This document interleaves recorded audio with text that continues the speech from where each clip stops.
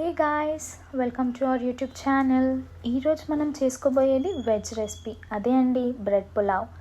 దీని ప్రాసెస్ చాలా ఈజీగా ఉంటుందండి. ముందుగా బగారా ప్రాసెస్కి వెళ్ళిపోదాం. బగారాకు కావాల్సిన మసాలా, బగారా ఆకు, కొన్ని బఠానీ, పుదీనా గీలో బాగా రోస్ట్ చేసుకొని, మనకు కావాల్సినంత క్వాంటిటీ వాటర్ తీసుకొని అండ్ టేస్ట్కి సరిపడా సాల్ట్ వేసుకొని, ముందే సోక్ చేసుకున్న రైస్ని దీంట్లో వేసి కుక్కర్ని 2 విజిల్స్ వచ్చేంత వరకు పక్కన పెట్టుకోండి. బగారా అదే రెడీ అయిపోతుంది. ఆలోపు పక్కన ప్యాన్లో కొంచెం గీ వేసుకొని బ్రెడ్ని 2 సైడ్స్ రోస్ట్ చేసుకోండి. ఎలా అంటే కొంచెం గోల్డెన్ బ్రౌన్ వచ్చేంత వరకు రోస్ట్ చేసుకోండి. చాలా క్రిస్పీగా ఉండాలి.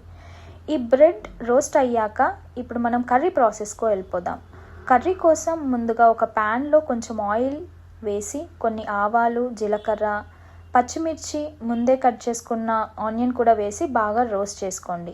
దాంట్లోకి కొంచెం అల్లం వెల్లుల్లి పేస్ట్ కూడా వేసి కొంచెం పచ్చివాసన పోయేంత వరకు వేయించుకోండి.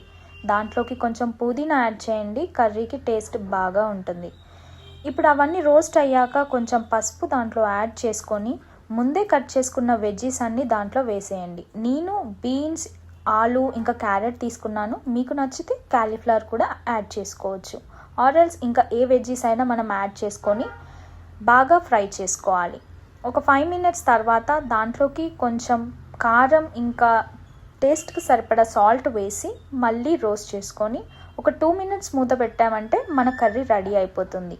ఫైనల్ టచ్గా ఇంట్లో ప్రిపేర్ చేసుకున్న గరం మసాలా దాంట్లోకి యాడ్ చేసి పక్కన పెట్టేసుకున్నామంటే మన కర్రీ రెడీ అయిపోయినట్టే. ఇప్పుడు ముందుగా ప్రిపేర్ చేసుకున్న బగారాని ఒక దాంట్లో వేసుకొని ప్రిపేర్ చేసుకున్న కర్రీ కూడా దాంట్లోకి వేసి బాగా మిక్స్ చేయండి. కర్రీ అనేది క్వాంటిటీ కొంచెం ఎక్కువ ఉంటేనే దీని టేస్ట్ బాగుంటుందండి.